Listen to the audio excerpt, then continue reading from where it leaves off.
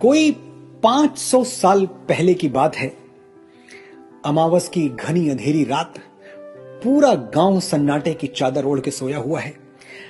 अगर इस सन्नाटे को कोई चीज रह रह के चीरती है तो वो है किसी के गाने की आवाज। 17-18 बरस का एक युवक अपने कमरे में भाव विभोर होके गा रहा है। हर तरफ घोर अंधेरा है, लेकिन उसके कमरे का दीपक जल रहा है। रात आधी से ज्यादा बीत चुकी है। अचानक युवक की मां दरवाजे पर दस्तक देती है। कहती है, सो जा बेटा, रात का तीसरा पहर शुरू होने वाला है। युवक मां की बात मानकर सुनकर चुप होता है। सोचता है मां ठीक ही कह रही है, सोने का ही समय है। तभी कहीं से पपीहे की आवाज सुनाई देती है, पीयू पीयू पीयू। युवक हंसा और मां से बोला, मां, इस पपीहे से मेरी होड़ लगी है।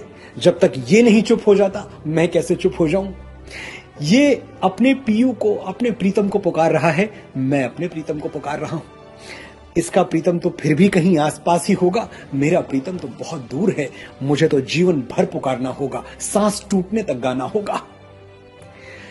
अमावस की वो रात तो बीत गई, लेकिन वो युवक सचमुच जीवन भर गाता रहा, पूरे प्राणों से गाता रहा, पूरी आत्मा से गाता रहा, और गा गा के उसने परमात्मा को पा लिया। ये युवक आगे चलकर गुरु नानक के नाम से जाना गया, और नानक का गाया हुआ वो अलौकिक पद, जिसके एक एक शब्द में आत्मा के तार झनकार उठते हैं, उसे जपजी साहिब कहा गया। एक ओंकार सतनाम करता पुरख निर्भव निर्वैर अकाल मूर्ति अजूनी सैभम गुरु प्रसादी। वो एक है, ओंकार जैसा है, एक ओंकार, उसका नाम सत्य है। सतनाम वही करने वाला है, करता पुरख।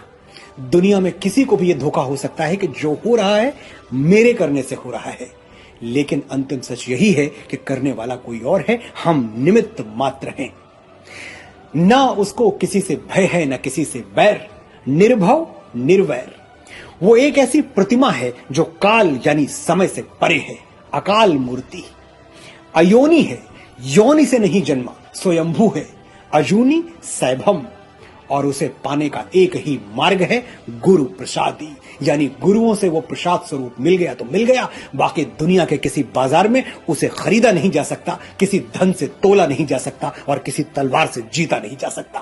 परमात्मा की ऐसी वन लाइन डेफिनेशन शायद ही कहीं और सुनने को मिले जैसी नानक ने सुना दी।